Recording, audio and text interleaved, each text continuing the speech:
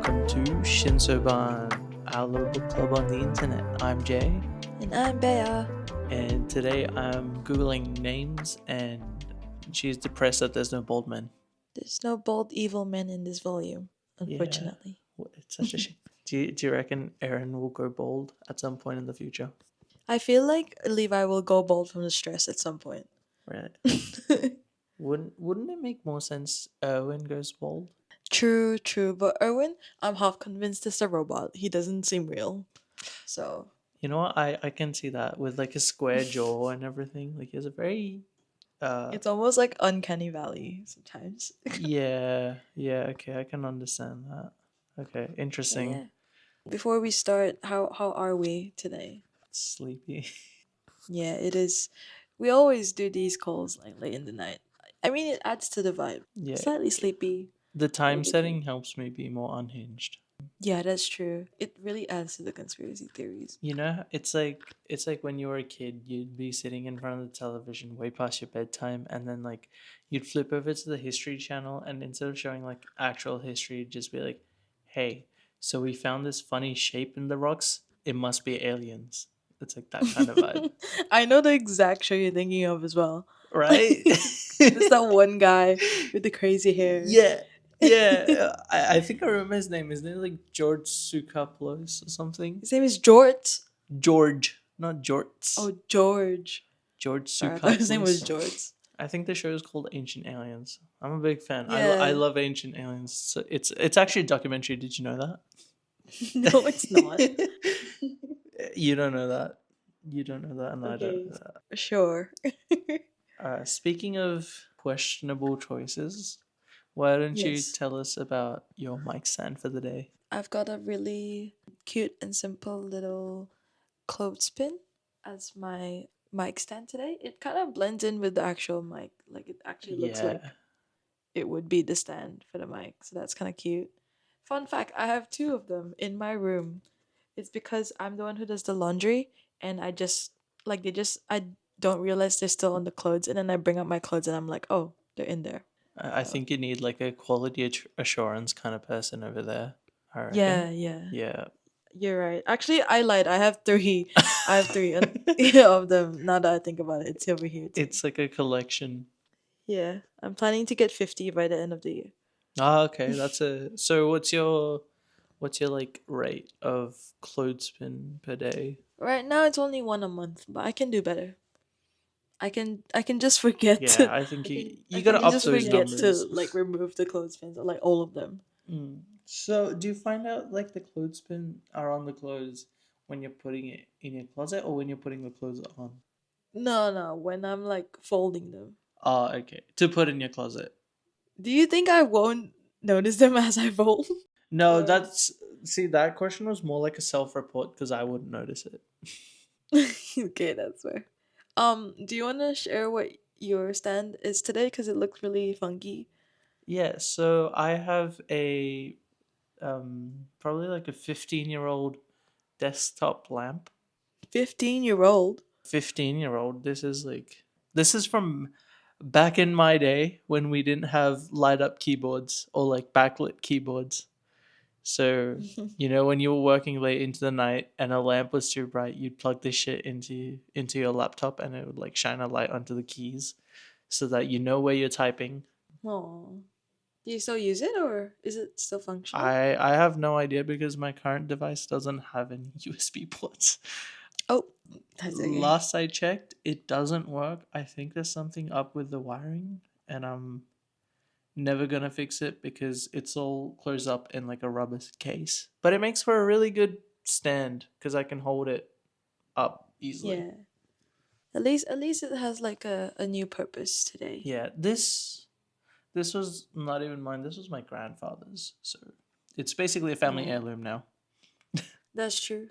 2 generations, 2 or 3. Yep, exactly. 3 generations now. Anyways, moving on to the actual topic of today's episode. Volume 6. I feel like we're like just running through these volumes. I can't believe we're at episode 6 already. Yeah, that's true. We have like how many volumes again? Like 30 plus? 34. So We've what 28 volumes left. Yeah, we're in the 20% mark, kind of almost. I'm gonna use a calculator. No, we just need one more, and we'd be like over 20%. Yeah, we're 17.647% of the way through. That's what we should title this episode. 17.647%. Really? That'd be kind of weird. Just like really out of the blue. Oh, actually, before we go into the thoughts of the volume, I don't know about you, Jay, but I've been kind of like teasing the existence of our podcast to friends and Mhm. stuff. So yeah, it's been quite nice. Like over the past few weeks, I've been kind of having friends come up to me and ask me how the podcast is going, like how's recording going. I don't know. It's just quite nice to see that some people are quite interested in it. Yeah, I had a similar experience today, but to a much lesser degree because, to shill your podcast to your friends, you actually need friends, plural. Oh. But yeah, I met up my best friend for lunch and she kind of asked like, "Are you guys still doing that?" And I was like, "Yeah, it's still going." But yeah, I also get asked sometimes. I'm basically a celebrity. Yes, for sure. Yeah. Like a small town celebrity at this point. A small town Mm. of one person. Kind of just like a small shout out to those people who have been encouraging the journey, even though we haven't actually launched anything yet or published anything yet at this Yeah. point. Yeah, it's been really heartwarming. Speaking of launching things, I have been kind of joking for the past 5 episodes that there will be a test, and this is going to be a weekly test. Um, I guess I've sort of made that a bit more real. I actually have started working on a document that sort of puts all hints and uh, early plot point reveals in, into one place. So it is a test. I will be testing everyone if they remember any of this shit. Yeah, so for context, knowing that like Attack on Titan, the author is a mysterious man who loves to plant Easter eggs as early as Volume One. So anything that we've missed out, or you guys think we've missed out, feel free to like share it. I won't read it. I don't know how we're gonna filter those actually, but maybe Jay can read comments and stuff. Jay is compiling all of it into a document, this secret document that I'm supposedly not allowed to look at. Yeah. For proof I've labeled the document early hints at plot points brackets don't open this, all right? So you can't open it. Which is really tempting to have a document that says do not open and expect me to not open it for like what, 6 months. Not 6 months. To be fair, a lot of the plot points they hint at, I feel like some of them are going to be revealed fairly soon. So Fairly soon. maybe Interesting. a couple episodes in, you guys will hear more about this document. It's just a little something for me, basically, to just ensure that I can. I have the receipts, basically. So every time I want to like, hey, Aaron said he likes bread rolls here, and this is why. Like, I have proof that it was this specific chapter, and it hints at Mm. Aaron actually being intolerant to gluten, and he's gaslighting himself or something. Yeah, it'll be exciting to see the developments of this secret document. The one document I'm not allowed to see in our Google Drive. I mean, to be And fair, technically you're not allowed to look at my scripts either. oh, I take a peek at them though. Uh okay, No, you heard when it they're here first. incomplete. She's a cheater. When they're incomplete, I look at them when there's like nothing in them. Yeah. So for some context, I usually make my scripts like right after we finish recording an episode, and then I don't fill it out till the day we record the episode itself, and then it's like a mad dash to note everything down. I'm quite the opposite, where I start my script like 2 days before we start recording, and I'm still writing it right before we record. Yeah, so today was a good example of this. We called at, what was it, 9, and we started recording at 10:20 because somebody still had to write their script. I just like being thorough. To be fair, how many words are in your script? Because mine is 2,800. Okay, mine's like 5. Exactly. Mine's 369. Nice. Exactly. So I don't think you have leeway here to complain. God forbid a guy just write really short script. Okay. But Speaking moving on. of what we wrote, why don't you start telling us from your script? Wait, no, thoughts about the volume. Our thoughts about the volume. A lot of action, not much to read into. I couldn't theorycraft very much. I agree. I really enjoyed it though. Like from a reader's perspective, it was super engaging. Like for context, I didn't start off reading much like actiony shonen manga. Mm-hmm. I've kind of like stayed away from it. Mm. I'm not the biggest fan, but I actually really enjoyed this. Yeah, there wasn't much to analyze, but I really liked the last 2 chapters of this volume. I think they do a lot of character building, and I really appreciate that, especially chapter 25.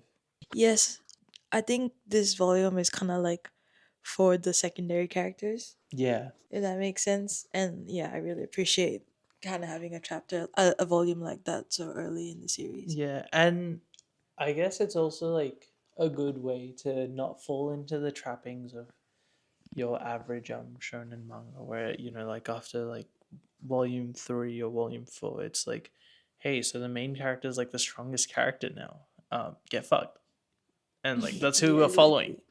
exactly. Like Mm. Dragon Ball has devolved into just being Goku the show with a side of Vegeta at times. Um, so I like that Attack on Titan's very early on presenting that no, this is not Eren the show with a side of Levi or Mikasa. This is Attack on Titan. This is actually Hanja's show. I'm not gonna lie. No, I'm kidding. I really wish it was. I love Hanji. She's so fucking Yeah. hilarious. Is it Hanja or Hanji? I think it's Hanji, Okay, Hanji it is. but yeah, Okay. good volume. Yeah, super excited to dive into this. Yeah, why don't you tell us about So the volume? okay, so we've got this volume, 4 big chapters. Very, very nice. We start off with chapter 23, which is called The Female Titan, which isn't the first female Titan we've encountered, but definitely the first one up close, right? Like, I quite distinctly remember there being a female Titan during the first attack. Yeah, the one that ate Carla. Yeah, we kind of start this volume and this chapter where we left off in the previous one. We have Armin running away from Big Blondie. I think that's what our nickname was for her. This intelligent female titan with the blonde hair who's kind of actively pursuing Armin. She basically stomps her foot down and knocks Armin like completely off his horse, right? And she crouches down to grab him Mm. as a titan would. But insanely enough, instead of eating him, she does something which I reckon is way scarier. She just Mm. grabs his hood to inspect his face, just stares at his face, and then continues like running off towards where the rest of the survey corps are. Yeah. Yeah, understandably so. Armin is, of course, shocked at this Mm. because he did not get eaten. But I don't know how scary it must be to look at this giant and realize that it's analyzing your face and then trying to match recognition your face to the idea in their brain. I don't know. It's just weird to me. It's so eerie to me. The way you describe it, I just imagine a really big iPhone looking at Armin and saying like, "Your face wasn't recognized," and then just It's like locking. Siri's just like, no, No, no, we you're won't not the let you one. in. No, your iPhone's disabled for 1 minute. Can you imagine though? Just a big ass Titanic size iPhone walking up to you, lifting your hood up, and being like, "Yeah, your face wasn't recognized," and moves on. You know, iPhone at this point while we're recording, iPhone 17, like I think it's just about to come out or just came out Just today, came out. right? Yeah, they released it today, like literally today. Yeah. But maybe iPhone 20 or 25 will have a Titan. Checking your face, Yeah. see Yeah. in person. Maybe, yeah, just maybe, You never know. And we see that Reiner rushes over to Armin with the spare horse, Hmm. asking whether, the black flare that they saw was referring to this female titan that just, kind of appeared. And I'm not sure if this is just my translation. Why the heck does Reiner go like he asks about the female titan, right? And he was like, "Is it that one? The one with the nice ass?" I think I had the exact same thing. Hold on. And I'm like, "Excuse me, Reiner?" Oh no, okay, so the version I have says so it's her the one that made all this mess, but I have seen the translation where it's like the one that has all that ass. And I'm just like, "Okay, Reiner. No need to ask you if you're a boobs or an ass guy."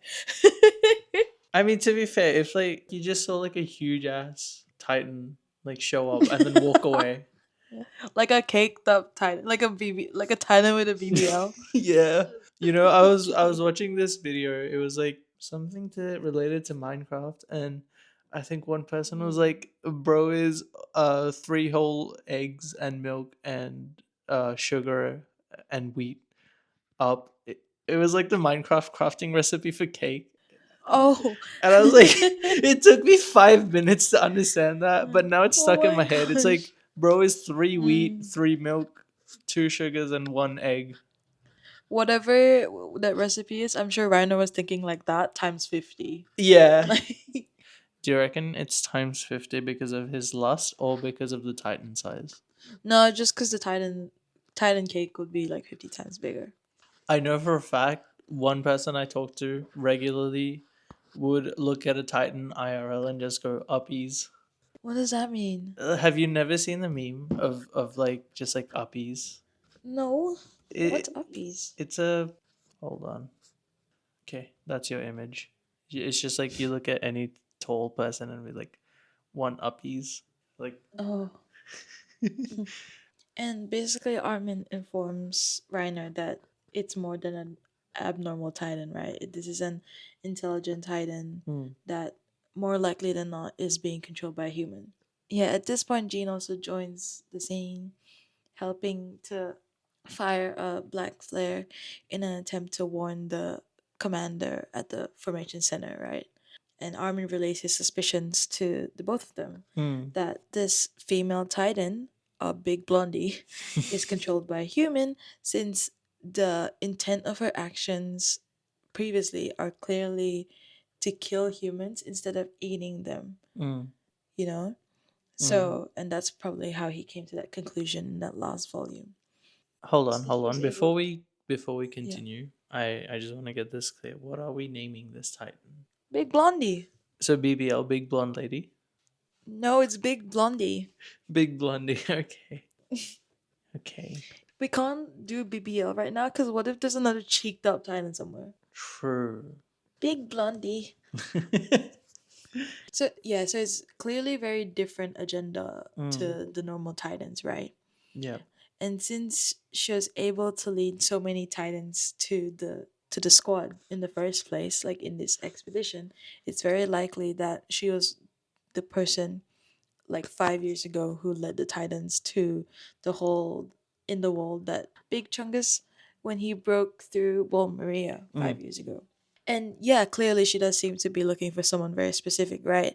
And Armin quickly makes that connection that it's very much probably Aaron. yeah. Reiner and Jean talk about where Aaron is found, right? And they Yeah. realize that they have different instructions or like different information Yeah. about where Aaron actually is. So quite clearly, the commander or the higher Commander Irwin or the higher ups have been really careful about misleading Aaron's location. Yeah. It's definitely Irvin who's been misleading. Yeah, I have a feeling it's to hide him for well, not a feeling, like it's pretty obvious. It's to hide him from the people who killed the Titans. But I wonder if he knew about this Titan attack. I feel like he may have considered it because this is what I was going to, right? Like Armin was thinking about, Commander Irwin purposely misleading Aaron's location in the formation. And then he also kind of started thinking about Commander Irwin. And the thoughts that he was having in his head was like, that thing Commander Irwin was looking for, it's got to be. I don't want to consider it, but so it's kind of like Armin already has this strange idea of something that Irwin is looking for, but may not be telling the Survey Corps outright. Mm. And yeah, you're right. It might simply just be to hide Aaron from whoever wants to cause him harm, like human wise. But it could also be he could be just looking for other Titans like Aaron, possibly. How do you mean? The fact that someone like Aaron could exist, and knowing that there are other like really intelligent Titans with superpowers, basically like Big Chungus, Armored Titan. Yep. He's probably already having this suspicion, and maybe not even just him, but yeah, having that suspicion that there might be other people like Aaron. Interesting. Yeah, that's true. It does make Irvin a bit suspicious though. Like, It really does, just because like our perspective right now is very much from the perspectives of the different recruits. mm, So clearly, like rookies, right? Like they have they're like at the bottom of the chain of command, know nothing, yeah, basically. So yeah, yeah, yeah. we'll see how things develop there. Irwin is very strange still. I wouldn't let him go that easily. He's kind of like an unknown quantity. But yeah, Armin, the big brain that he has, correctly deduces that Squad Levi is probably stationed in the safest part of the formation, which is like the rear center. However, Jean reasons that basically, like, if they fired their flares now, it won't be fast enough or informative enough to warn Commander Irwin about Big Blondie heading Mm, right at him, right? mm, So he's presenting this idea to them that they need to draw this Titan's attention towards them instead to give the rest of the troops time to strategically retreat. yeah. I'd love your thoughts at this part about Jean's character development right now. Like, I don't like in the past volumes, they've kind of been hinting that, oh, yes, Jean is kind of gonna be the spokesperson for the weak people. Jean is like, has so much leadership potential. Like, I think we're starting to see it more now. Yeah.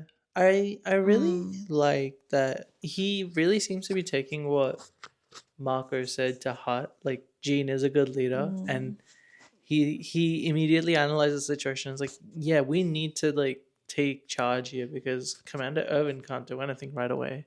Which is super cool. I like that, it wasn't just like, oh hey, this happened. It was more Yeah. impactful. It's really nice, and I feel like this is something we see with other characters as well. It's very much like we learn their past, and we see that their past has shaped their decisions and their personalities in the present time. Like, sometimes it's not usually the case for Yeah. all the secondary characters, but I feel like so far it's been pretty much like that.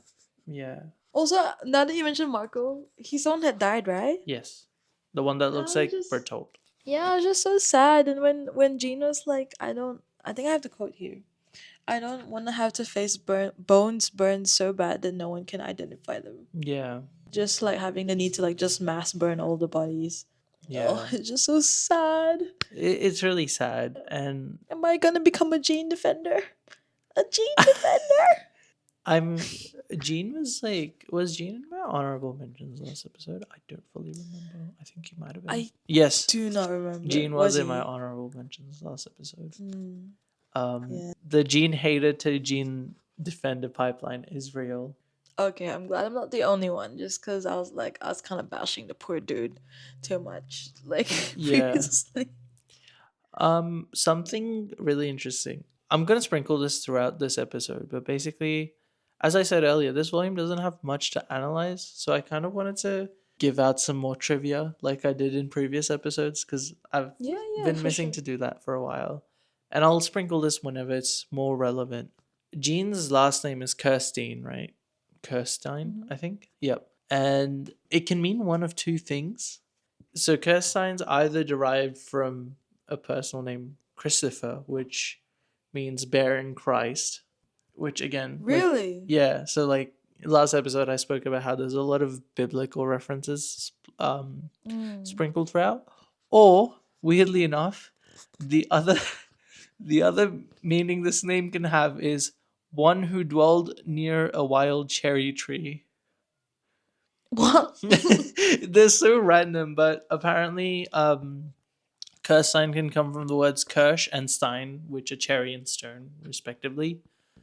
So, uh, those are like the two in weird tidbit. Like jeans is kind of weird in terms of naming. I couldn't really find much connection.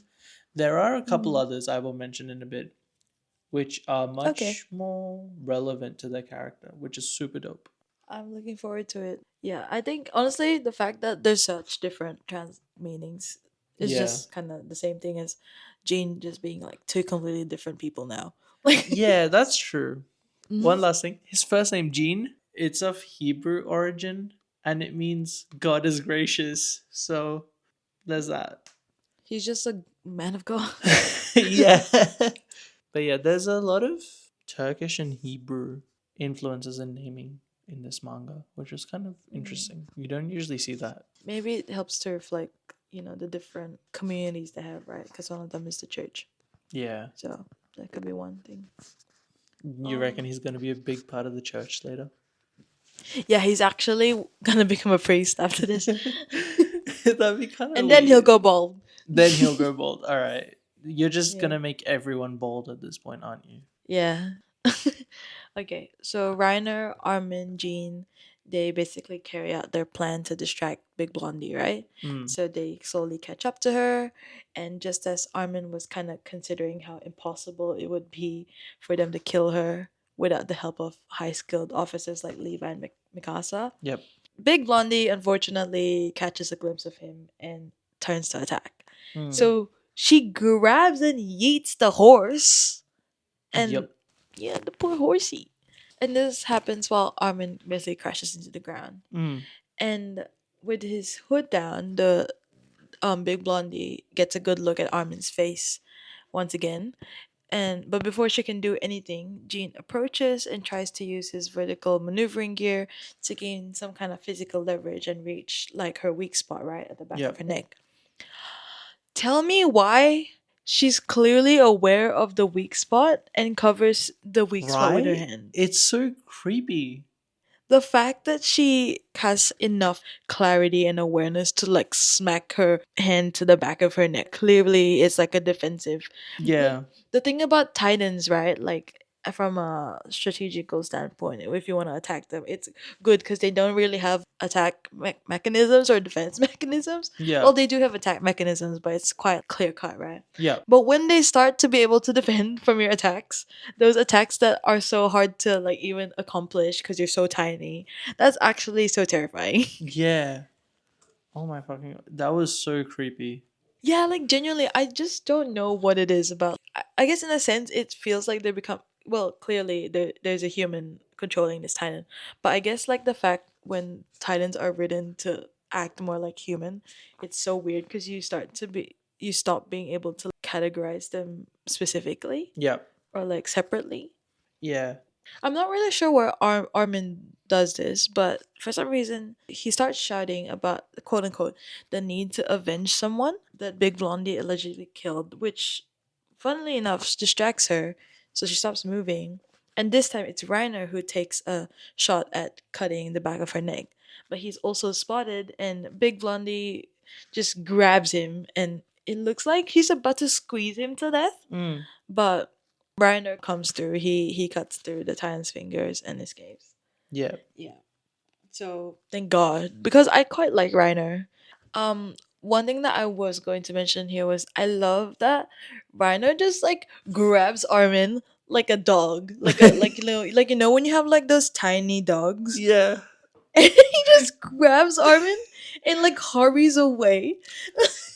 You know, him like grabbing the dog reminds me of like that Arabic man who The found like a little dog. puppy. You know, like the Arabic man who found a puppy is like, I have this little puppy. I think he is part Oh, of the LGBTQ HDTV. He is kissing me. I've never seen that. It's such a cute interaction. I feel like Reiner would do that. Armin is part of the LGBT HDQTV. I know that based on the people watching the anime, right? A lot of people love Aaron, Levi, especially. I hope that there's a small little, like not even small. I hope there's a big fan base for Reiner because I feel like he's a hottie. Hmm.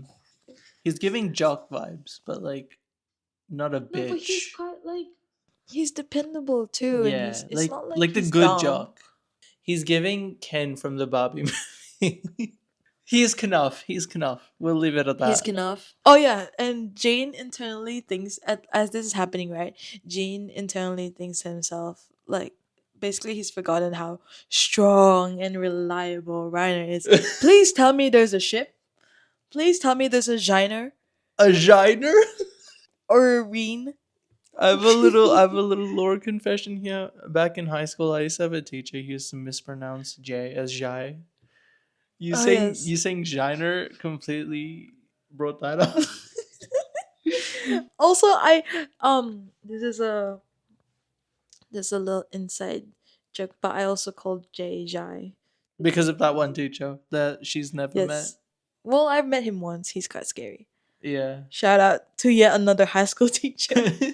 I don't think he even knows what a podcast is, to be fair, so he'll never know we spoke about him here. Yeah. He's quite sweet though. But yeah.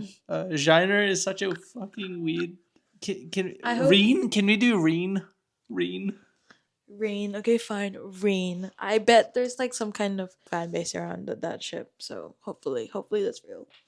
But like, okay, can you blame Reiner for asking, is that the Titan with all that ass when you've got this as a panel? It's not okay. Fine, but still, like there's imminent danger, and Ran is just like, look at that butt. Have you heard the theory where like when animals are about to die, they are like extremely turned on or like sexually active? What? Have you never heard that? No, I've never heard that. So basically, it's a phenomena where if any living creature faces imminent death and survives it, its breeding like urge basically goes into overdrive to protect itself or like protect its kind. Oh, interesting. Yeah. So maybe that's what he was dealing with. Anyways, The bot was just so big, like Reiner couldn't like not think of it. yeah.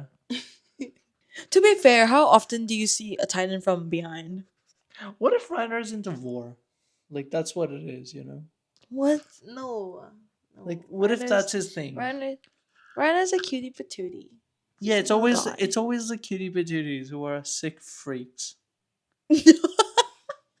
All right, you look at the bunny from Secret Life of Pets.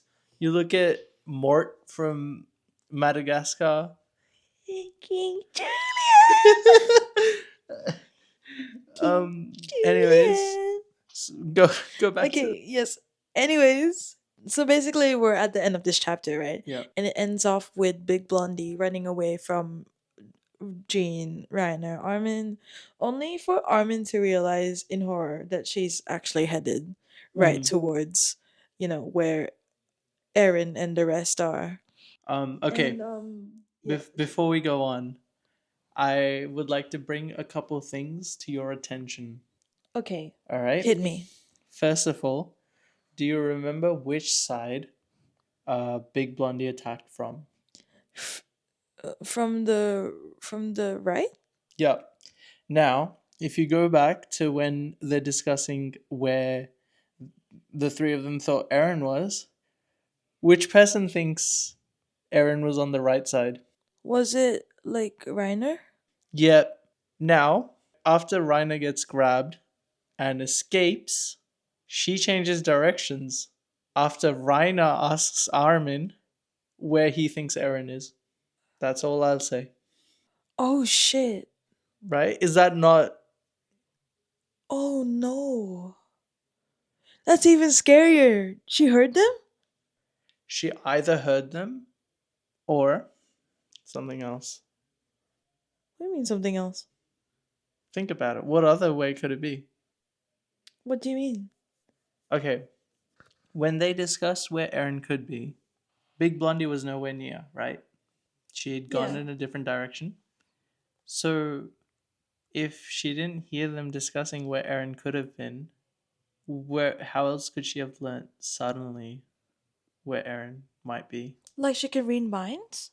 There, Reiner was in her hands, right next to her face. Okay, and What if Reiner is a collaborator? what? No, no. Look, here's the thing, right? Wait, Here's the thing. The Titan is blonde. We know that for sure. Yes. And the Titan is female. wait. Are you actually leading me towards a correct theory or I'm just laying out the evidence for you, alright? When I say blonde, long hair, who comes to mind? Armin? Right? You have Armin. Anyone else? That one girl. From Squad Levi? Or the Yeah. trainee? Oh, I forgot about her. That one too. Okay, so Petra and Krista, right? These three?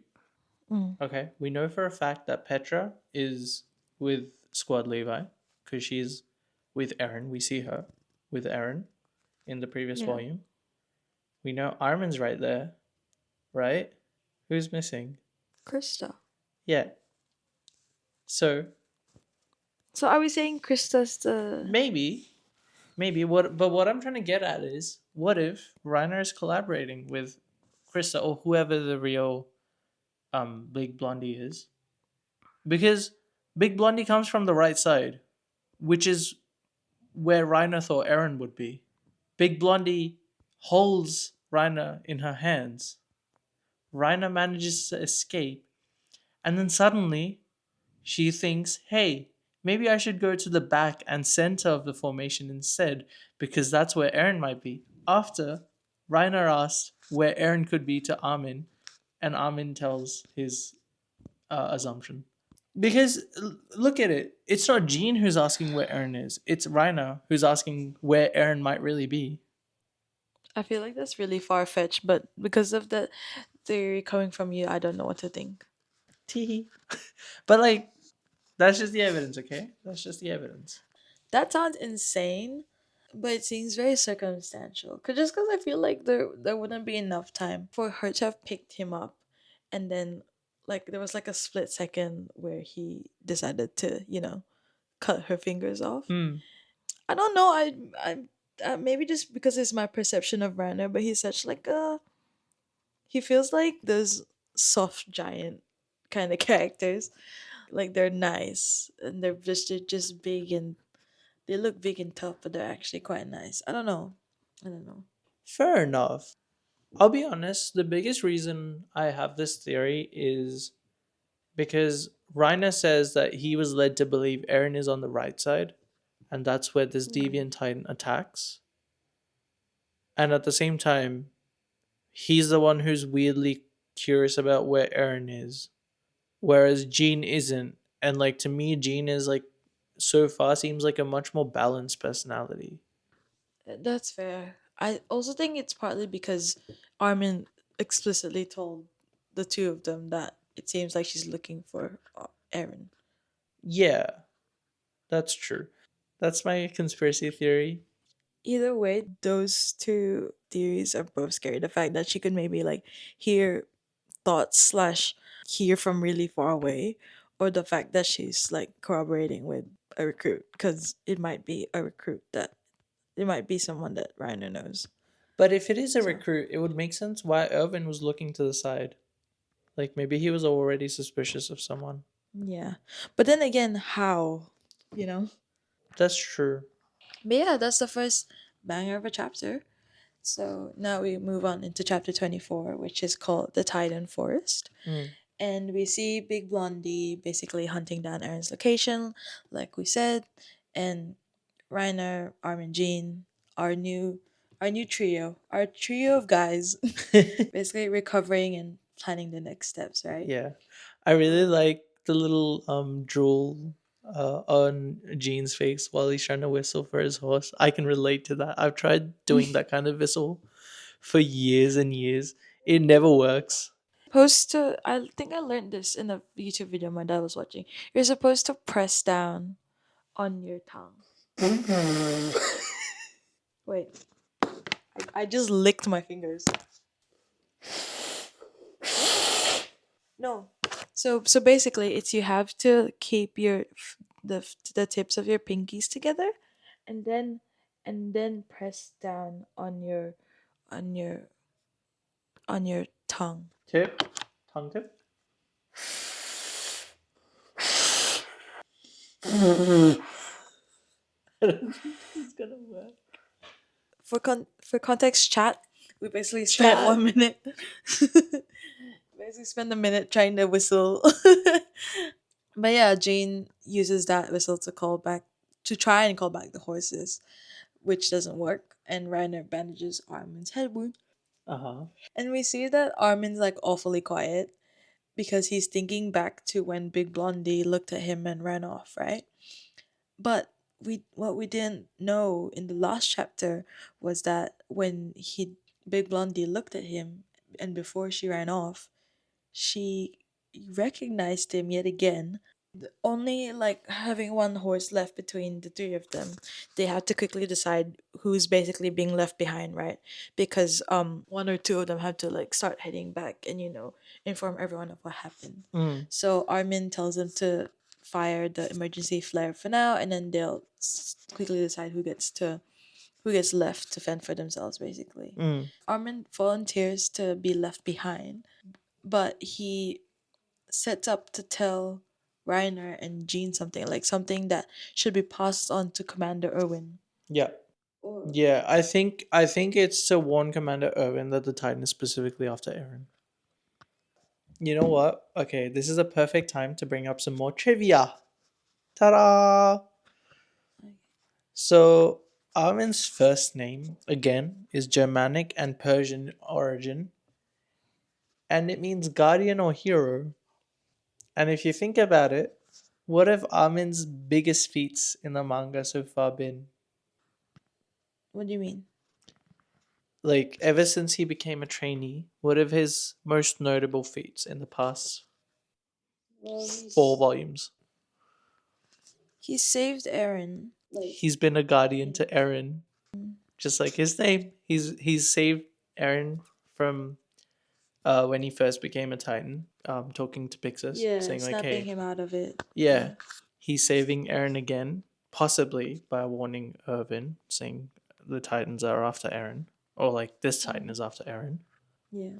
But yeah, pretty cool. And definitely more related to his character than Jean just being like, God is gracious. You never know. Jean could become a full devout Christian by the end of this series. Yeah, that's true. But so far, uh, um, at least Armin's name's super fitting, which is cool. Yeah. Like just as Armin is about to tell Reiner and Jean to kind of like relay some information to Commander Irwin, we see someone approaching on horseback with two spare horses, luckily enough. And we find out that it's Krista who's come to save them, having been in the area and capable of inspecting the source of the emergency flare. Hmm. Okay, actually, now that we've talked about Krista and her possibly being the Titan, she can't be the Titan because the Titan's still heading towards them. It's heading away. Yeah, heading away, but like clearly it's heading. Yep. But yeah, so can you confirm what she says in the panel where she's kind of like tearing up?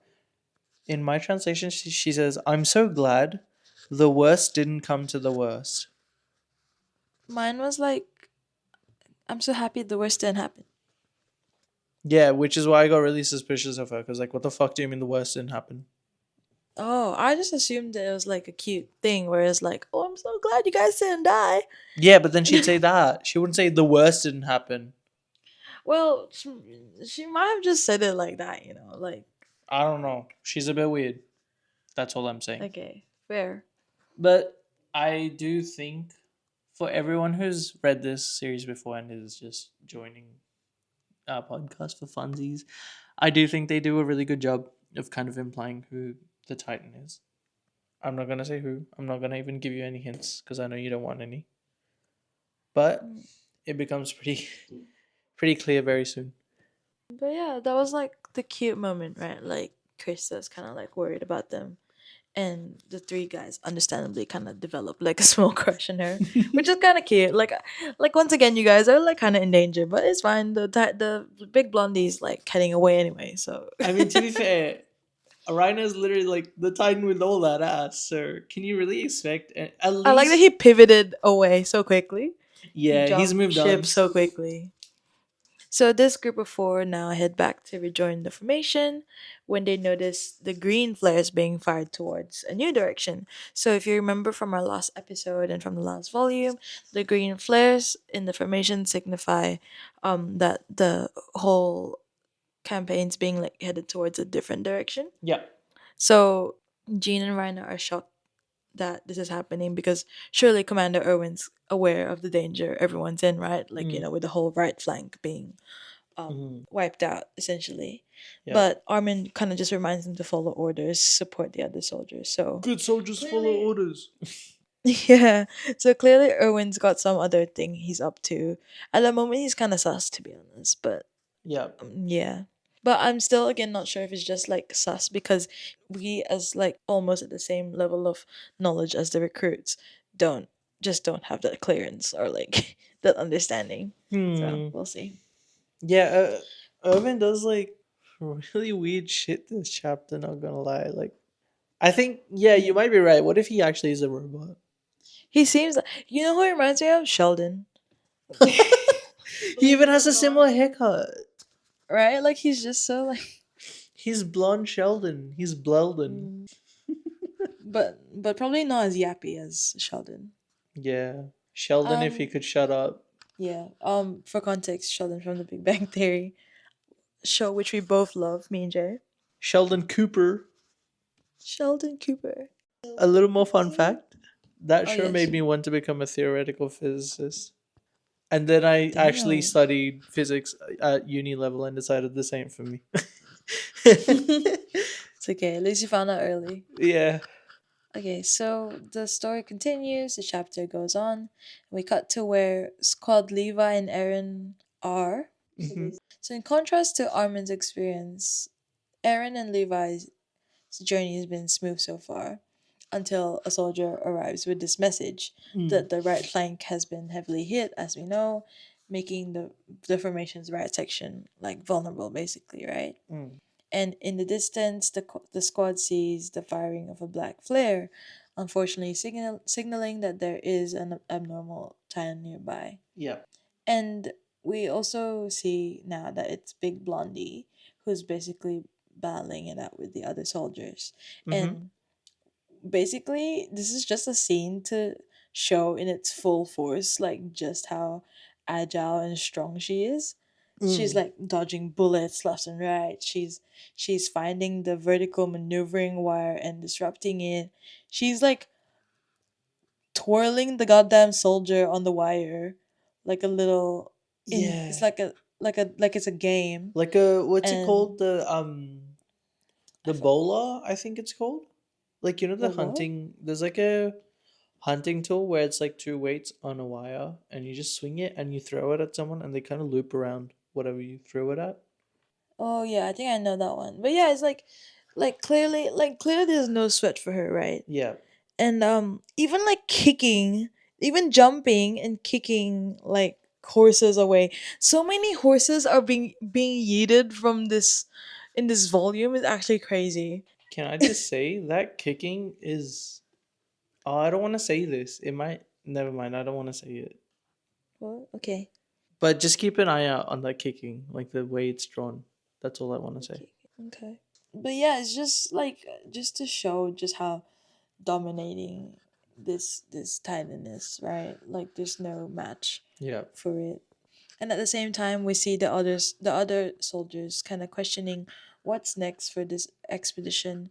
Considering like right now, right, they're moving heavily towards the west when we know that the old city, I think was it Shiga and Shina. Yeah. Shiganshina is supposedly located like around south, right? So clearly headed in the wrong direction. And they end up at this location called the Titan Forest, where Yep. the trees are abnormally tall and is basically a spot where a lot of Titans frequent. We see our the formation reaching this the edge of this Titan Forest, and we see that Commander Irwin. We haven't actually seen him yet, but he's actually ordered for only the central column of soldiers to enter the forest. So basically, we know that Aaron and Scott Levi was rear center. So obviously, they'll be one of the teams to actually go through the forest instead of Yep. around. The rest of the soldiers on the left and right flanks are actually told to go around the forest itself. Yeah. And although everyone's confused, even people like Mikasa, Connie, the recruits, everyone's just confused. The formation continues heading in, despite the fact that a lot of them know that being in this position, placing themselves in this position, means that they can't detect for Titans, like the presence of Titans. Yeah. So it's So basically like a death trap, pretty much. it's kind of scary just how much faith they have to have in the commander Mm. to like be told to like go in this forest. We know that there's an abnormal intelligent Titan out there, but like let's just go into the forest where we can't find them, and then let's see. Basically, we see Aaron crash out, right? Like he's reaching the same conclusion and starts expressing his concerns to Captain Levi. Yeah. And I love that Levi's just like, yes, and like he's just so nonchalant. It actually hurts. Like, and Yeah. he's so savage too because he tells Aaron to like kind of look at the trees, like the type of like how tall the trees are in this forest, which is perfect for maneuvering gear that I have, right? Yeah. So it might be some kind of tactical advantage you're looking for. But why is he so mean? He's like, use the modest intellect you possess and think. Like just so Oh, okay. What I had was put that dumb head of yours to use. okay. And he's like, make sure to do your damnedest and rack your brains hard as you can if you don't want to die. Oh my gosh. I love that you're so straightforward, but mine was so sassy. Use the modest intellect you do possess. Like He's like straight up hating. I know. If Aaron has zero haters, Levi's dead. Levi um doesn't exist. yeah. And so clearly Levi's like waiting for Aaron to realize something. And clearly he won't spoon feed this answer to him. Yeah. And Aaron thinks that this may just be the way that recruits are taught, like they're kind of being forced to like hit the ground running.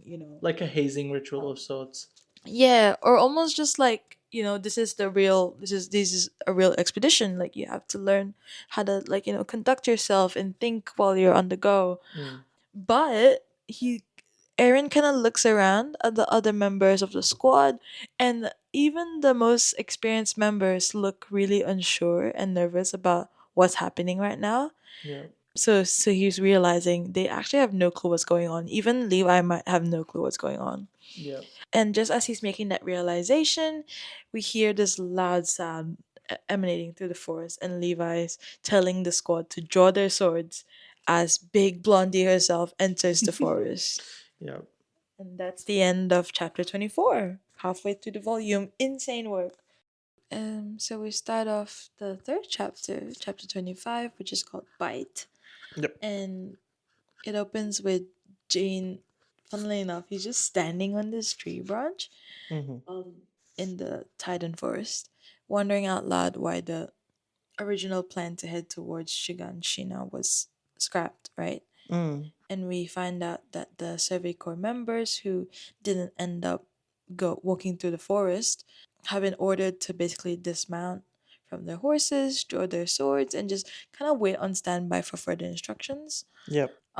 Technically it's supposed to stop the Titans from entering the forest, but not really being told to engage either. So it's kind of quite clearly, there's an other motive there. Yep.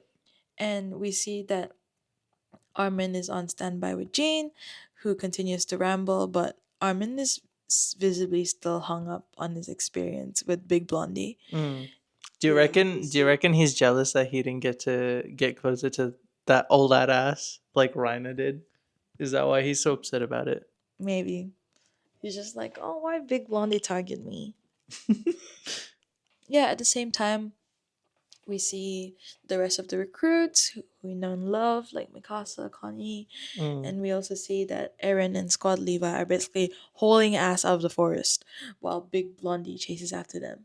Yeah. And some of the reinforcements, basically soldiers, try to attack her from behind, but Mm. unfortunately, it doesn't succeed at all. And Squad Levi sees for the first time how ruthless his Titan is, right? Like, it's Yeah. clearly not a normal Titan with limited, mental capacity. This is Yeah. like full blown, big brain Titan. Yeah. This is like way beyond like Aaron's Titan even, who could just barely keep its Yes. emotions in check. Yeah, and not only that, like when he was carrying that boulder, it obviously looked so painful, like he was genuinely feeling like he was crushed. But in this case, there's so much control over the body, Mm. like quite clearly the person experienced. Yeah. Yeah, I feel like yeah, now would be a good time as well to kind of discuss. I don't know if you remember this, but remember when we had this conversation about the difference between horror and terror? Yeah.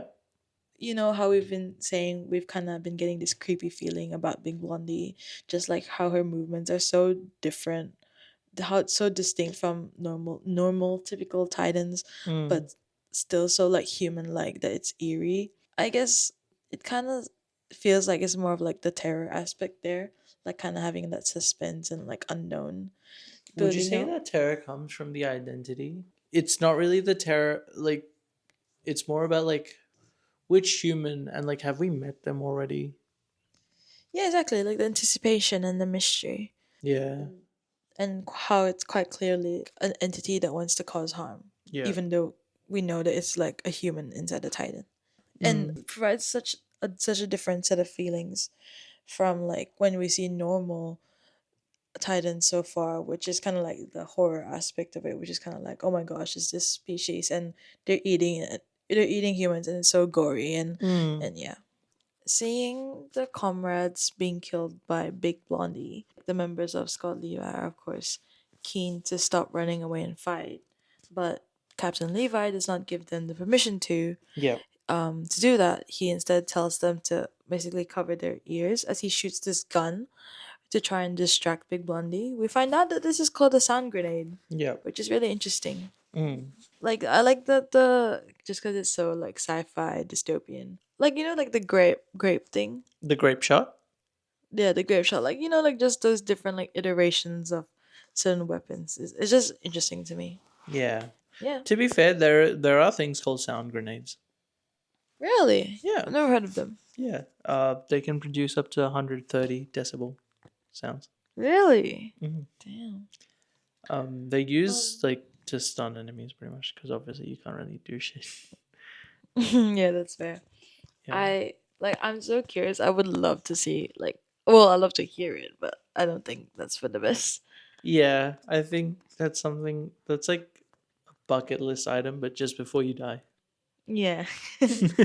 um Basically at this point, right, with the squad being sort of conflicted about what they should do and Levi trying to manage all of them, Levi also reminds his squad that their ultimate role in this expedition it's not to engage when when the feelings arise, but rather to keep Eren alive no matter what. Yeah. Which comes as a surprise, I feel, to Eren, but also to the reader, because we were previously very sure that their role was only to kind of keep him in check. Like, out of like all of the governing bodies of the military, it doesn't seem like anyone really cares what happens to Eren. Yeah. But if it's for an ulterior motive, maybe by Commander Erwin or maybe Levi, I'm not really sure.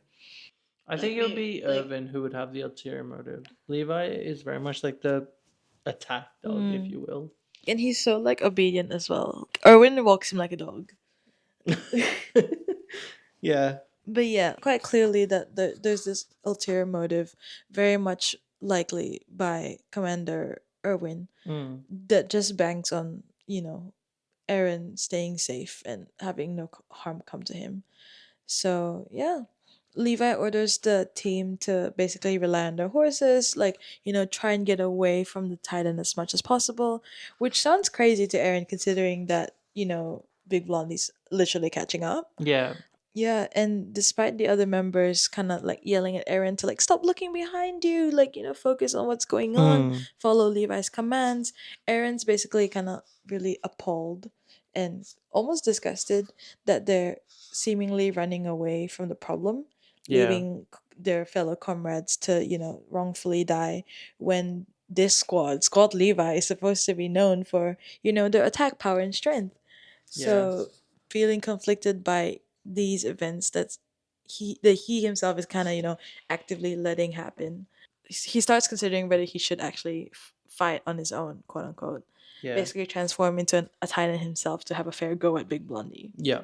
Sorry, before you get No, go into. on. Sorry, I feel really bad because you're doing such a good job and I don't want to, ruin your flow. But I really like this sort of moment of Aaron feeling generally appalled at the fact that people are dying over him. And it kind of harkens Mm, back to that conversation he had with Jean in the last volume, where Jean says, "Our lives are in your hand." And like, I'm not ready to die for someone who doesn't even like actively realize what he's doing. I think mm, it's such a nice way to not only show like Jean's growth in this volume by him kind of reminiscing over what Marco says, tells him and acting on it, but also how Aaron is acting on what he's learned. It's not like, oh yeah, this guy's just yapping to me, or like, I don't fucking care, I'm the main character. There's like humility, which I really appreciate. yeah, I know what you mean. Like he's still not quite understanding how important his ultimate role is here. Yeah. Like clearly it's new to him, like it's been a month or so, but the fact, like coming to terms with the fact that you're quite essentially this chosen one who's supposed to lead humanity to victory, Yeah. that's such a huge burden to carry on your shoulders, and to realize that some people are acting based on that belief alone is so Yeah. like confronting. So Mm, yeah, that makes sense why he's so like, oh my god, like we need to help this person. They cannot die because of me, you know. yeah. And I also like Mm. how, you know, these are people he's not met before. So it kind of really goes to speak to Aaron's character. Like, yeah, he's kind of headstrong and he wants to kill the Titans, but at the end of the day, his motivation is very much humanity aligned, and his kind of like disbelief that people can die for him, or the fact that he himself wants to put his own life at risk here against Big Blondie is such a powerful like moment. Just because he's still human at the end of the day, and there's this huge like there's a constant question. Everyone's like, "Are you human?" Or like people just treat him like a monster, and it's kind of his way of holding on to his humanity, I feel like. Yeah, the fact that he's able to so naturally empathize with, people who are literally dying Yeah. for him kind of signifies that no matter how hard-headed and ambitious and like, he can be, at the core of it all, like there's like some soul Yeah. there, Yeah. like there is a soul there. Yeah. Unlike Erwin, who I'm sure is like like 90% like a bot. Like To be fair, if Owen was a bot, he wouldn't have fought to get complete control over Cervical so much. Because we know for a fact that he's like the sole controller of Cervical, and at the same time, like the king can't do shit because Irvin stands in the way. So I don't know if he's a bot, you know? yeah, he's not. He just looks like one. Honestly, I'm hoping the He's next a volume will clanker. have more.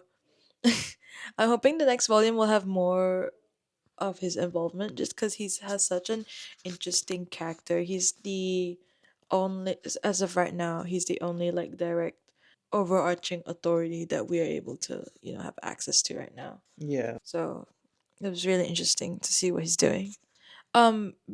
Petra's basically shocked that Aaron's kind of considering, biting his hand, like transforming into a titan, doing all that work, because she's saying that Aaron promised to only resort to transformation when his life is in grave danger, and then right now it really isn't at the Yeah. moment, even though it's close to it, but it's not yet. Yeah. Surprisingly enough, Levi, instead of like, being his usual like nonchalant self, he actually tells Aaron to go ahead and transform if he really sees fit, Mm. and if he really wants to. And basically making this justification that it's purely in Aaron's nature, not his Titan form, but just in his like human nature, to never submit to any kind of authority. Like no matter what anyone says or does, like he will not back down. So it's not it's kind of like if you can't beat them, join them. Like like basically Levi is that person who's like who will not waste any extra breath on you. Yeah. When you were describing Aaron's spirit, I just had one thought. Have you ever seen the GIF of the guy in the shark costume dancing on the beach? He just goes like, No. "Never back down, never what," and it's just like a shark dancing, and it goes, "Never give up." It's one of the cutest things ever. That's what I imagined Aaron's That's mind to Aaron. be. He's in the shark. He's the shark. Yeah. You give up. Hold on, let me see if I can find it for you. It's such a funny GIF. Yeah, this one. It's like a shark yapping, and then it changes to a guy dancing, just like never give up. Oh my god, the shark's like Levi. Yeah, And then the costume is like Aaron, Aaron. just like never give up. It's so Okay. I perfect. love that. Thank you for that little meme break. Yep, you are so welcome. I especially like what Levi says in this case, right? Yeah. Telling Aaron that basically kind of explaining to Aaron like, look, the only difference between his team and Aaron is the amount of experience being outside. So that's why he's being so open, giving him the choice to, trust himself and his abilities to like, fight this off, or Mm, trust in the overall team. Because mm, basically Levi understood early on that there's no way to coerce Aaron, so anything Aaron does has to be something Aaron fully believes in. yeah. So it's almost like gentle parenting Yeah. Aaron into, considering his actions, which is so insane. But it makes sense because we said this before as well. Aaron's very much a child. Like, he has the bravado for it, but he doesn't have the understanding for it. He's quite literally just a child with the powers of a titan. Yeah, I feel like in this volume especially, you see how naive he is almost. Like he's so closed off. Like he knows what he wants and he knows how to get there. But to actually think of like the complexities associated with like, being part of the survey corps. Mm, Obviously, like one of those things that you have to consider is that you have to have full loyalty to your team, and you have to, carry out orders even though like it might be against what you fully believe or think. It has to be a one hive mind. Like you yeah, can't do stuff on your own. So it's kind of like him going through the motions, almost like the growing pains of joining the survey corps, right? yeah. I like that Levi saying to him here, like yes, he is the commander, like yes, Levi is the not the commander, yes, Levi is the captain, but in terms of like having a positive outcome or a negative one, it's always uncertain. So it's just encouraging Aaron to kind of just go with the choice that will make you feel the least regretful or remorseful of, which I really like. Does that make sense? Yeah. Like Yeah. yeah, like Aaron is basically struck by this suddenly being given this ultimatum, right? Like just like, oh my god, now I have to choose. Like I gotta go my own way. Do you know where that's from? um What about us?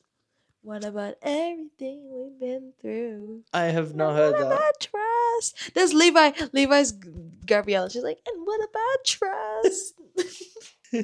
It reminds me of the Isuzu ads where, it says, you can go your own way. Oh my god. Yes. I hope we don't keep. I hope we cut this part out. I don't want to hear myself singing. Okay, but yeah, I just really like that Levi, as like hard headed and nonchalant and rude as he is. Like, this is why he's such a good leader, right? Yeah. Like, like it's quite evident here. And yes, like as Aaron is like stuck between these two decisions, this kind of leads to this flashback from, before this expedition, Yeah. during the training, where Squad Levi is discussing the potential options. This is a long flashback, by the way. So Yeah, this is like the rest of the chapter, pretty much, and a bit more. yeah, it goes into the next chapter as well. Yeah. So we're basically just staying in this flashback for a while. Yeah. So in the classroom, Squad Levi discusses their options to keep Aaron alive even when he's transformed into his Titan form, right? Yeah. Because if he goes berserk, there's There's a chance that he might. Why'd you laugh like that? I don't know. If he goes and berserk. and Levi basically has this messed up idea of cutting Aaron like out of the Titan's neck, meat included, Yep. but then also cutting off his limbs. Yeah. Which I know that he can probably regrow them, but that's so insane. To be fair, that's Like, what Armin technically was trying to do as well. You remember mm, when, true, like, Armin just true, and stabs then his he hand. stabbed through his arm. Yeah, exactly. So it's a tried and tested method. Yeah, that's true.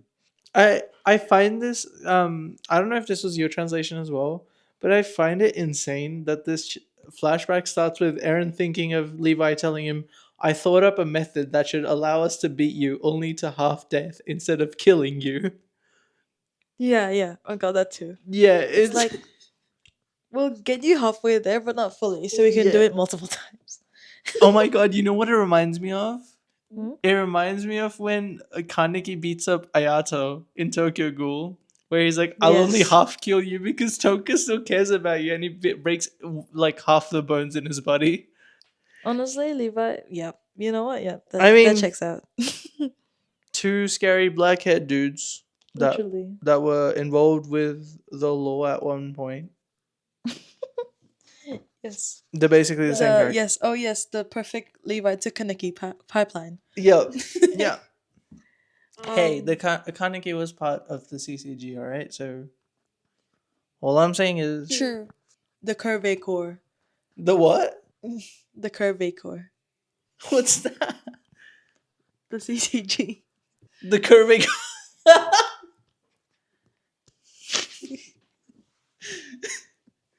Wait. It's so lame. It's not even worth laughing over.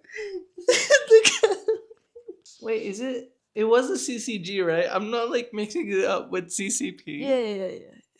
No, it's not the CCP. What is It the was the CCG? CCG, right? Not the CG. It's the CCG. It's cooler. Yeah, it's the CCG. Okay. I just thought I called it CCG because I was thinking of CCP. Okay, back to the Manga. flashback. Yep. Yeah, Hanji Hanji. also enters this conversation saying that they should, test Aaron's capabilities before he's in a real world application, Yeah.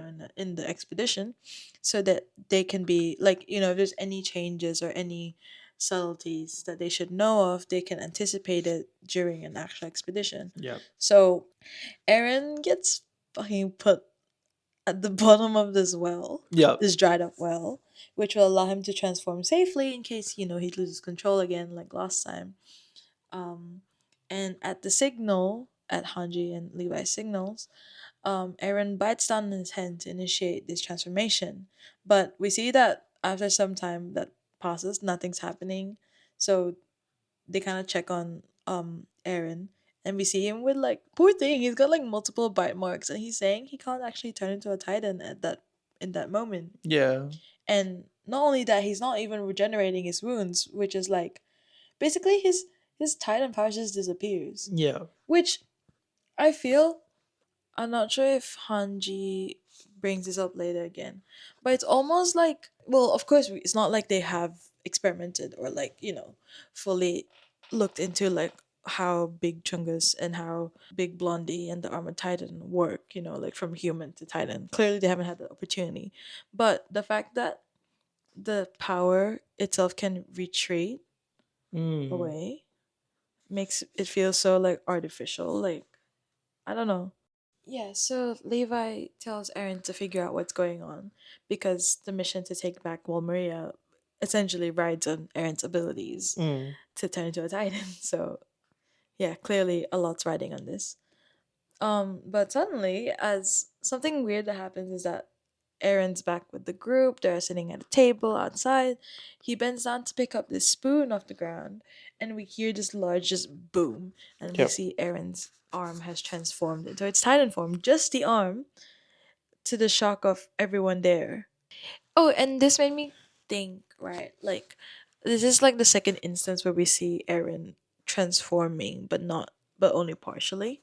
So the first instance was, like having that skeleton like Titan form to protect Mikasa and Armin against attack, and then now seeing that it's just this specific, like it's the transformation has localized to the arm because it Mm. was the arm that was being used to pick up the spoon. It Mm. made me think, like, if Eren can transform at will and can transform into variations of a Titan depending on his needs, maybe intelligent Titan powers are obtained the same way. How do you mean? In the sense that maybe the armored Titan has this armored powers because that was kind of like what the situation was calling for. Like if these are humans that are so, basically think of it as like a of like a Like a tactile Gundam suit that changes based on. yeah. This will make sense more as like, Hanji does her little experiments on Eren. Okay. Yeah. And yeah, that's the end of chapter 25, which is called Bite. Now on Also, we to get the Levi aura farming yet again, like a nonchalant bitch. He's always just mugging. He's just mewing all the time. Yeah, he's like, He's I said, calm down, men. chapter 26, The Easy Path. Hanji, yippee! And yeah, it's just a continuation of Aaron's flashback. And I love that Hanji is so starstruck because she realizes that it's Aaron who's successfully transformed. And now, like, to be fair, she's missing her babies, I love um, Hanji. Sunny and Bean. Yeah, So she's like, this is the next best thing. yeah. Um, but we also see that while Hanji approaches, right, we see that Squad Levi, the rest of the members, kind of surround Aaron menacingly. Mm. And it's only Levi who's kind of like, guys, what?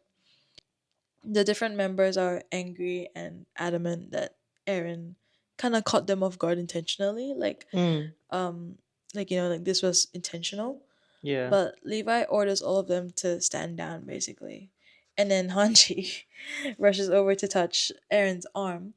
I swear to God, she's written so creepily sometimes. She's just like, I need to touch him. Like I want to touch him. Like I don't know. It's just so like. You know what it reminds me of? It reminds me of that rabbit from Ghost Stories English dub. You know the one I'm talking Yes, about? It's I like, know touch exactly me. what you're talking Touch me about. harder.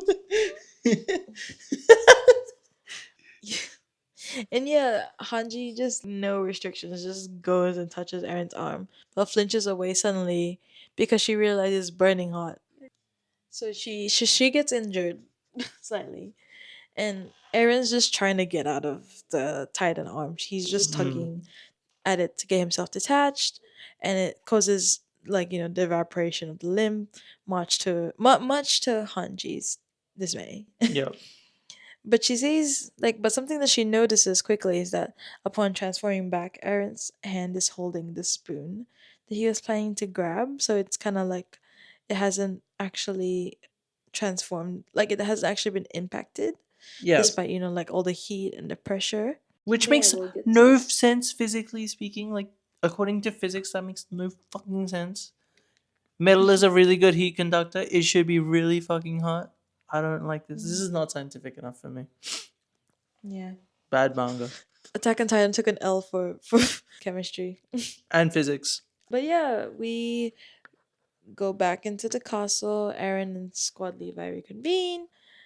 And basically, this is the point in this flashback that Aaron kind of acknowledges how there's clearly no trust in him by the other members. I mean, deservingly so. Yep. Because, clearly the impact that he's had on the community and, like his abilities are kind of just scary in general. Mm. Levi said that it's only natural. Yeah, which is true. And he also mentioned that this was like the main reason why these people were handpicked for his team, like people who have repeatedly risked their lives for the survey corps, learning to act quickly and making those tough decisions when needed to Mm. in those difficult scenarios. Like that's what sets them apart. It's like the experience that Levi mentioned. You know, And it's so insane yeah. that the guy who kept on fucking biting his tongue while riding a horse has the most kills out of all the people Levi mentions. I know. Why is he like an assassin? 39 solo kills. And he still bites his tongue on a horse. I know he's so like comedic relief, like just there, kind of like a clown. And then you look at his stats. Yeah, he's literally the MVP. He's the fucking MVP of the whole squad, apart from He's Levi. like the toughest out of all of them. He's like cold, like Yeah. Dude, what the fuck? literally quite insane. He's like a sleeper agent. Yeah, I was genuinely like shocked, mouth gaping. I was like, what the fuck? Sorry, what gaping? Mouth? Sorry. That's disgusting. Get your mind out of the gutter. You're like you're Right. like Reiner. You know that? You're like Reiner. I'm telling you about death, and you're like, but what was gaping? but Yeah, that's why you like Reiner so much. hmm and but yeah, so we see like this is Levi's thought process into bringing in these people. Like he has this big understanding of them. Hmm. But yeah, Hanji comes back, of course, and basically they start theorizing, right? And like we mentioned, the spoon that was in Aaron's hand, even during the transformation and after he transformed, being unaffected by the heat and everything of the Titan limb, it made Hanji like kind of think a bit more. And considering that Eren transformed upon his intention to pick up this spoon, it's like theorizing that there has to be an objective of some sort to trigger the transformation as well. Yeah. Just which checks out because like again like that partial transformation into that skeletal form of skeletal form of the Titan in a time of desperate need, in a desperate attempt to protect. This is the theory that I was thinking of. Like, Mm. if there is such an strong intent to do something, maybe it can manifest for the intelligent titans as well. So if these people obviously they worked cohesively, like the armored titan, the big blondie and big chungus. So if this was a team of people who were intentionally trying to, you know, terrorize the society, they could have transformed with intent to do certain things. Yeah. So, which is why they have it physically manifested in being able to run fast, dodge fast, being armored, or being super tall, and like that kind of thing. Yeah. Yeah, does that make sense? Yep. Which might mean that maybe Eren could do something special down the road, but who knows? Because again, these other titans may have. We still don't know what Grisha's part was in all of this. We don't know what the injection was. Yeah. We'll see. Oh my god, the day that I figure out the injection thing is the day I sleep well at night. Is that your Moby Dick? Because yes, my white whale. Because every single volume they've got Grisha in the like character list, and he never shows up. Can you imagine if he shows up in the background and it's just like easily missable? He's just like 1 pixel. If he showed up in every volume and I just did not notice it was him there, I'd be molding I'd quit this whole podcast. over Grisha Yeager. Yeah, Fair because enough. like, why is this man in every single introduction page of the characters, every single volume, doesn't even show up, even in flashbacks at this point. He's still there. Speaking of Grisha, I think I can do a few more interesting names, if you don't mind. So Grisha's name is Russian in origin, and it means watchful or vigilant. So make of that what you will. It's associated with the concept of being alert, which would make sense if Grisha was kind of like a spy or a scientist for the king. Maybe he's still watching over Eren somehow. I just don't know Yeah. how.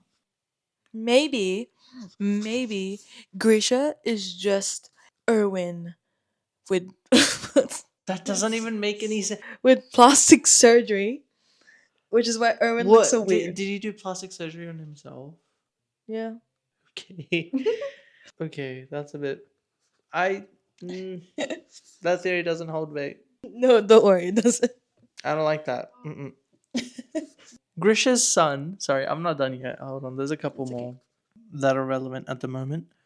Grisha's son, Aaron.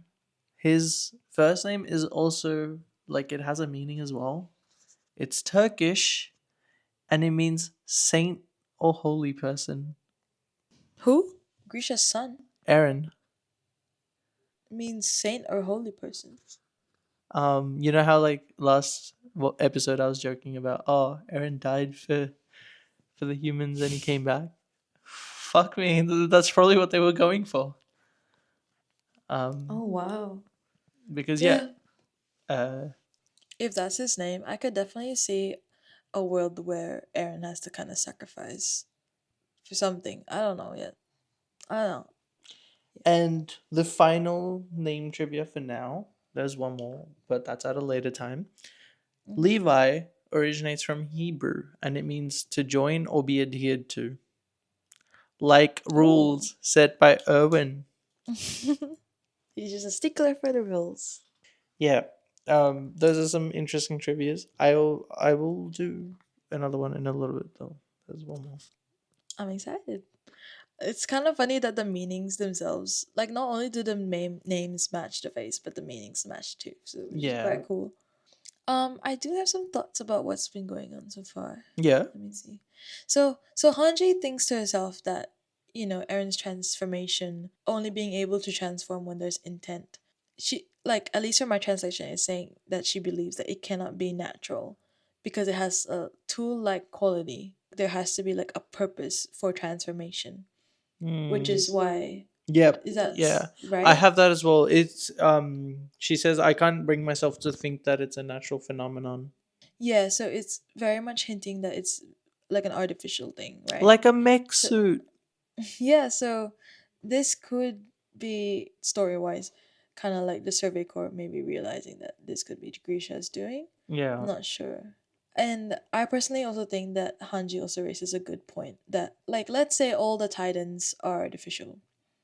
What is the purpose of eating humans? Hmm. And that, scarily enough, made me think, is it to like regulate human numbers? Imagine if there was a time where humans and titans coexisted and these eating titans are just to like regulate. I have a feeling. You know how in last volume we had a Titan bowing down, saying subject of Ymir. Yeah. I have a feeling that was also another hint at possibly Titans and humans coexisting at one point. Right? Like they're like alluding to it so much. Like there definitely has to be a relevant period in time before the walls that Yeah. yeah, that there was some coexistence somewhere. Also, I think it was in my translation or something, but Emir, I know you already explained it last volume, but I think there's a part in translation where it said that I think Emir's body became the earth and the Emir's blood became the ocean. Oh, I did not Something know like that. that. So it's kind of like I can't remember exactly. Maybe you can tell me more about it next volume. Yeah. But something about like Emir was this god, right? The god of all gods. Yep. And it was his body that basically created the earth and the oceans. Yep. So if Emir's descendants is like humans, so like people, like children of the earth, Mm. literal earth, like the planet, but also the soil. Maybe Titans are aliens. But then why would they be bowing down to subjects of Ymir? No, it's in like this is such a like a tangent, right? If Emir in the translation, right? Author's notes, like not author's notes, translator notes. If Emir was the one who made the earth, and we are like the inheritors of those if of the earth, then the Titans may be the genuine abnormal thing. But what if the Titans are more akin to like Greek mythology? I'm not sure if you're aware, but in Greek mythology, the old gods were the Titans, and the new gods like Zeus and his pantheon were the kids of Titans. And that story is all So about the Titans trying to eat their kids, or specifically Kronos trying to eat his kid. Oh my god, is this just like a big metaphor for the Titans eating their kids? Majority of the Titans we've seen so far are really primitive in like what they do. They just like moan and they eat. There's no, the abnormal ones can talk or have some sort of intelligence, but the majority of them just eat and make weird noises. You know what? That would make Eren a demigod, which checks out because aren't they pretty strong too? Like, Yep. Yeah, one of the demigods is Heracles in Greek mythology, who was a human, and he drank ambrosia, which was, I think, a blood of one of the gods. this development, right? Like all these findings or suspicions that Hanji has, the other squad members basically realize that Eren did not do that out of his own volition, right? He didn't mean to like scare them off like that. Yep. So they kind of bite their own hands in order to apologize to Eren for wrongfully accusing him, and also like Yeah. we dealt you damage, so we'll deal ourselves damage kind of thing. Yeah. It's kind of heartwarming to see that even amongst Yeah, like trying times, they're still trying to be as fair as possible. yeah, like they're so noble like that. I don't know. Yeah, I just really like this bunch. And Petra, especially, she emphasizes kind of like the need to act together as a group, telling Eren in this flashback that they'll place, just like, kind of like everyone else, like the whole Survey Corps, but especially them, they'll place their trust in him. So hopefully he can do the same back. And that's where the flashback ends. And I'm guessing those words really hit home because Aaron's riding next to Petra in this back in the present time, with Big Blondie right behind them, and he sees the mark where Petra bit her own hand. Yeah. Kind of like a, yeah, like a sign of the squad solidarity with Yeah. Aaron, like even in trying times. It's like we're in So this together. literally, it's so cute. And with Big Blondie closing in, Levi orders Aaron to make the choice quickly, to which Aaron decides to trust his team and avoid engaging head on. So Big Blondie finishes off the soldiers who did try to engage with her.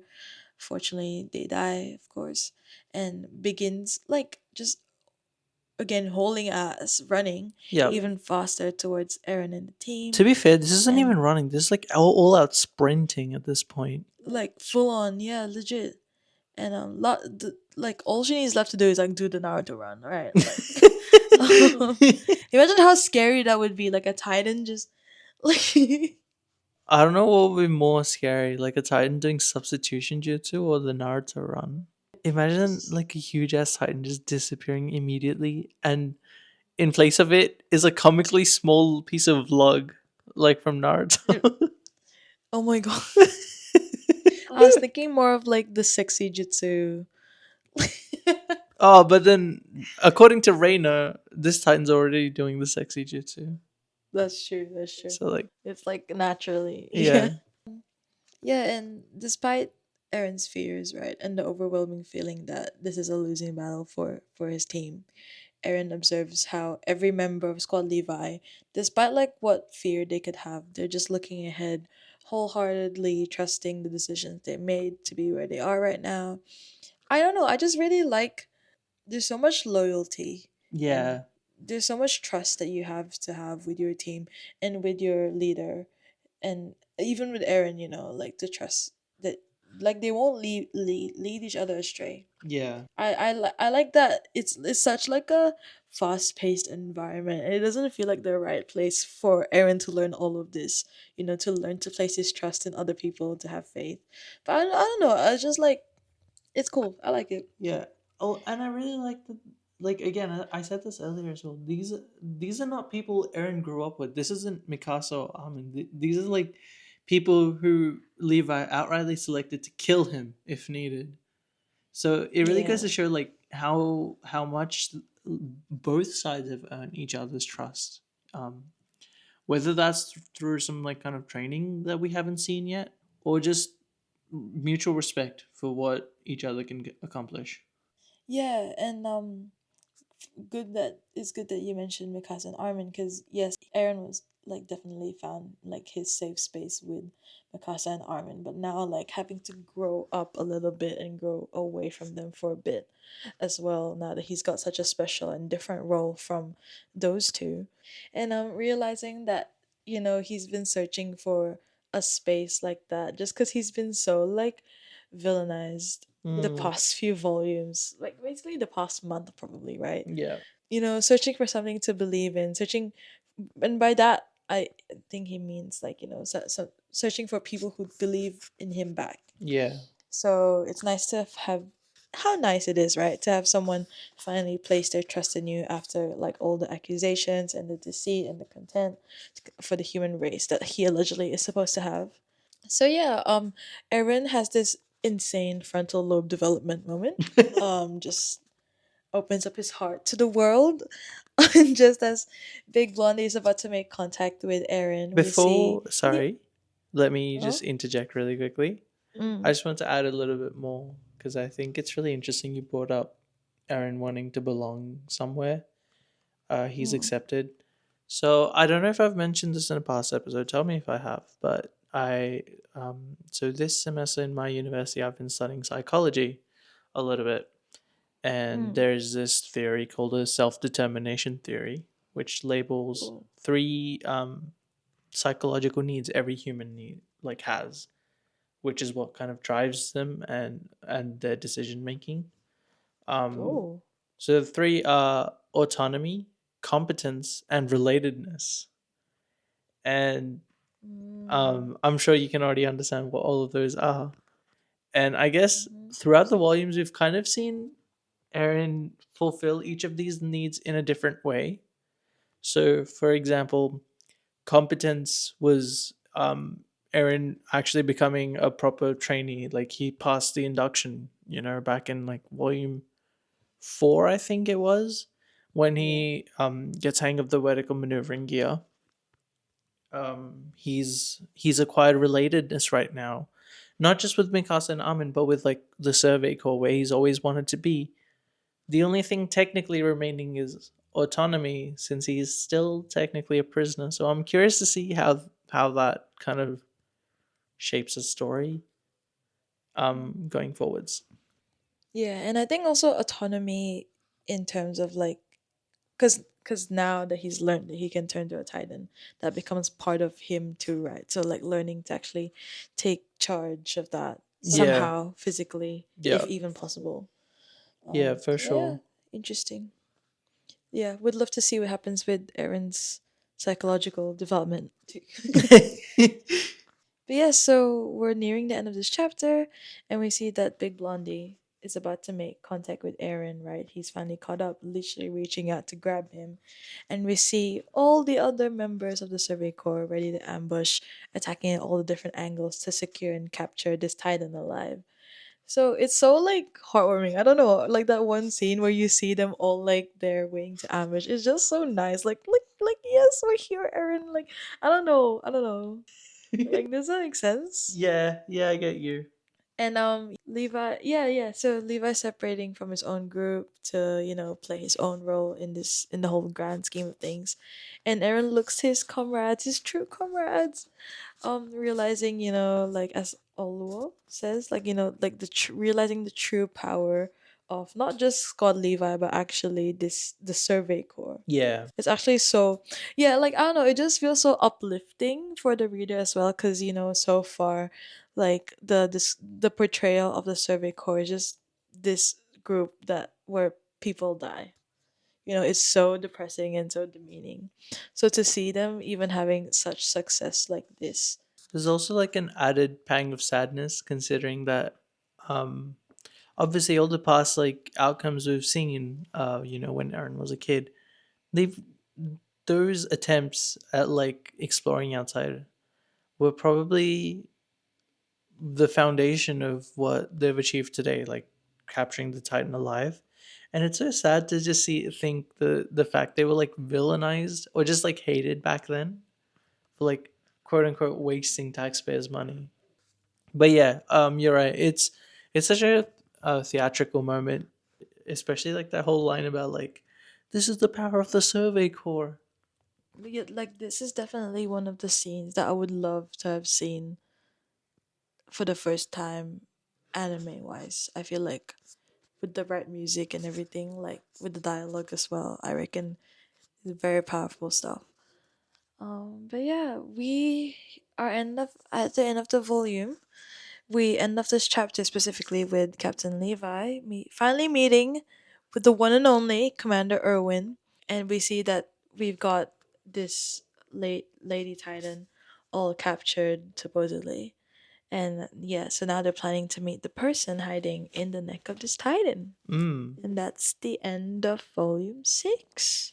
And with that, I would like to finish the volume off with my final name trivia. The final name, as you can probably guess, is Owen, which is Mm. another German name, and it translates to army friend. Army friend. Yeah, it's just army friend. It's one of the sweetest ones, I think. Considering Levi puts all his trust in Owen's orders, I think it's a very fitting name, and it kind of makes me not want to hate Owen. I have high hopes for this man. I do too. Like, as strange as what he's doing right now, I feel like he's also one of those people who will still work, who still has autonomy over what he does, but still will work for the benefit of humanity and the Survey Corps. I feel like it's just being portrayed really weirdly just because we know so little. Yeah. With the end of chapter 26. So obviously we're going to learn who Big Blondie is, like her real identity. But I'd also like to foster some speculation within our book club, if you will. Like it'd be nice to hear from people. Who do they think it is? I know you have a couple of theories. Would you mind sharing what they are? I like one of my really far off theories was the whole like it might be Armin somehow gender bent time travel. Mm-hmm. And then another one was well so far from our discussions the only people I can think of like purely just off like looks alone, right? So female and with like the long blonde hair. So that's either Krista or Petra. Mm. But both of them have been like, same time and place with this Titan. So that just makes it all the more strange to me. Hmm. So actually, so at the moment, I actually don't know if it's someone from the Survey Corps. I'm trying to remember if what was that? What was her name? Was it Alice or something? Who? The one who, or Anna, the one who left to go to the military police. Annie. Annie, yes, Annie, maybe. Yeah, that's interesting. So your suspects are Armin, Petra, Krista, and Annie.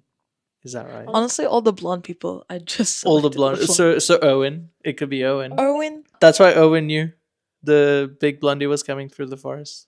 I feel like Erwin was can't be because like it would have been possible for him to like direct the whole. I feel like people would have found out if he was missing. Can you imagine if Big Blondie is Pixis, the bald man?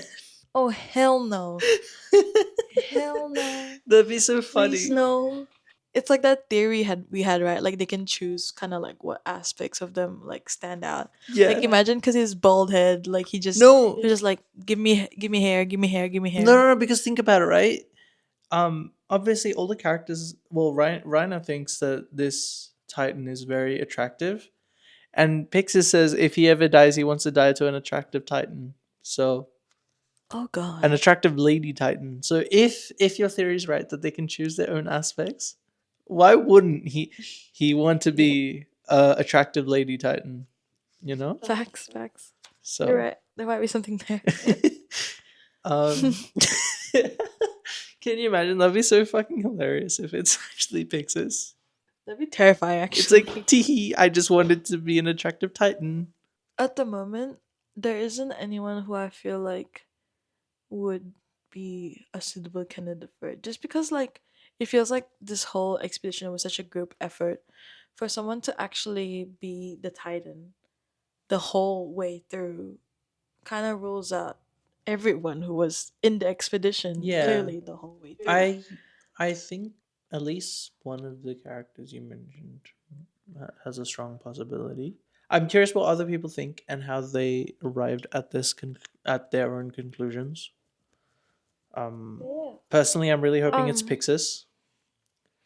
I think Gosh. it would be the funniest thing. It's like when guys play as like female characters in games. I feel like Pixis would be that kind of guy. Yeah. Yeah. He would definitely like if he was to play like a game where you can customize. He would play the most like kawaii girl, Yeah. like the most anime girl. Like. And you know what? I respect his choices. Like, Yeah. fair enough, King. You, Um. Before we end off, MVPs, LVPs. yeah. To be honest, this volume I didn't really have an LVP. I don't think no one was grading, and pretty much all the irritating characters of the past kind of had a glow up. But my MVPs are Levi and Hanji, obviously. Hmm. Like, Obviously. yeah, look, Levi got a lot of screen time in this volume specifically, and like a lot of it was showing him in an extremely positive light. And Hanji's just really funny. I relate to her on a spiritual level. Hmm. Like, I can attest to a fact that in the past when I was really young, I was told that this pan full of oil was really hot and to not touch it. And my dumbass went over and touched it to check if it was actually hot. So, on a spiritual level, I connect with Hanji. Yeah, that checks out. I agree. And my honorable mention is Oro. Because, like, how the fuck does this dumbass have 39 confirmed solo kills of Titans Literally. while biting his tongue on a horse? How about you?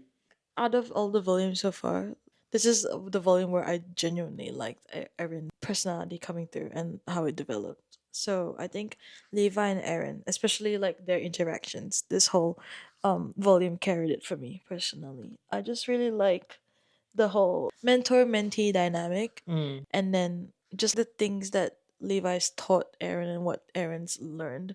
I don't know. It's like watching your kid grow up. you know. Watching a kid grow. Fair enough. You're right. I do like that. Aaron feels really mature Hmm. in this volume. Or like at least getting there slowly, which I like. I appreciate it when main characters aren't just like one track mind. Anyways, I believe that was all for this week of Yes, it is. our little book club. So next week will be volume 7, which is chapters 27 to 30. I feel like the volumes are slowly getting smaller slightly, or maybe it's just me. Yes, 4 chapters, but they sneak in so much content into them. Mm. But yes, chapters 27 to 30, we will learn who the female Titan is, who Big Blondie is. I am really, really hoping it's Pixis because that'd be the funniest shit ever. This has been Shinsōban, your little book club on the internet, and thank you for joining us. Bye bye. See ya.